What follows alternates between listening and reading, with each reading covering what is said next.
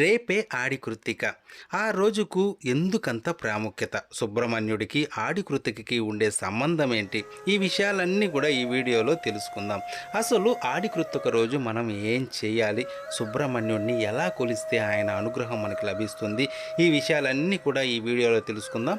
ఎక్కడ స్కిప్ చేయకుండా ఆఖరి వరకు ఈ వీడియో చూడండి. ఆడి కృత్తిక పండగ అందరం చేసుకుంటాం.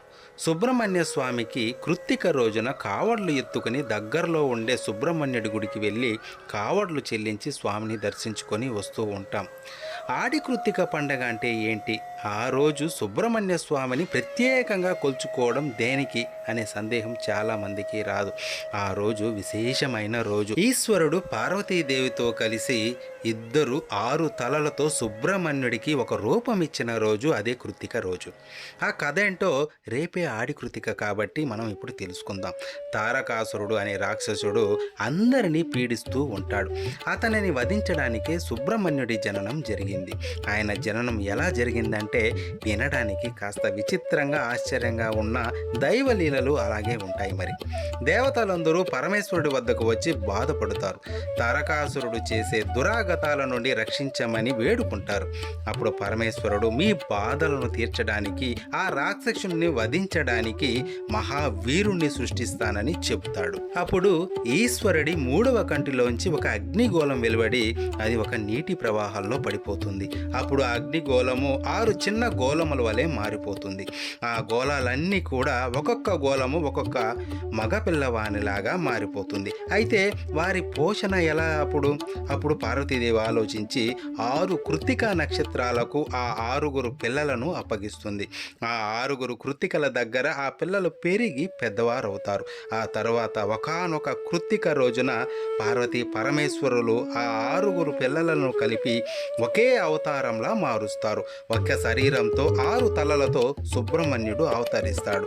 ఆ రోజే ఆడి కృత్తిక. ఆ శుభదినమున 6 ముఖాలతో ఆవిర్భవించి ఆరుముఖం అనే పేరు తెచ్చుకున్నాడు సుబ్రహ్మణ్యుడు. ఆ తర్వాత జన్మ కారణమైన తారకాసురుణ్ణి అంతం చేయడానికి 6 పడై వీడు అనే 6 శక్తి క్షేత్రాలను సృష్టిస్తాడు కార్తికేయుడు. 6 పడై వీడు అంటే 6 యుద్ధ క్షేత్రాలు ఏర్పరిచి అక్కడ నుండి తారకాసురునితో యుద్ధం చేస్తాడు. ఈ 6 క్షేత్రాలు ఏవేవి అంటే తిరుత్తని, తిరుచెందూర్, స్వామిమలై, తిరుపరన్కుండ్రం, పళని, పయముడి చోలై. ఈ 6 తమిళనాడులోనే ఉన్నాయి. ఆ తర్వాత ఇంద్రుడు ప్రసాదించిన వజ్రాయుధంతో తారకాసురుణ్ణి అంతం చేస్తాడు. ఇలా 6 ముఖాలతో సుబ్రహ్మణ్య స్వామి మారిన రోజు ఆడి కృత్తిక రోజు. అందుకే ఆడి కృత్తికను చాలా గొప్పగా చేసుకుంటారు. ఈ పండుగ తమిళనాడులో చాలా గొప్పగా చేసుకుంటారు, విశేషంగా చేసుకుంటారు. ఆడి కృత్తిక రోజు మనం పిల్లల చేత కావడ్లు ఎత్తించడం ఆనవాయితీగా వస్తున్న సాంప్రదాయం. అదండి ఈ ఆడి కృత్తిక ప్రాముఖ్యత ఏంటో మనం తెలుసుకున్నాం కదా. ఇంకొక మంచి వీడియోతో మిమ్మల్ని కలుసుకుంటాం. మన ఛానల్లో వచ్చే ప్రతి వీడియో కూడా మీరు చూడాలంటే మన ఛానల్ని సబ్స్క్రైబ్ చేసుకోండి. ఈ వీడియో కానీ మీకు నచ్చినట్లయితే లైక్ చేయండి, షేర్ చేయండి. వీలైన ఎక్కువ మందికి ఈ వీడియో చేరేటట్లు షేర్ చేయండి. నమస్కారం.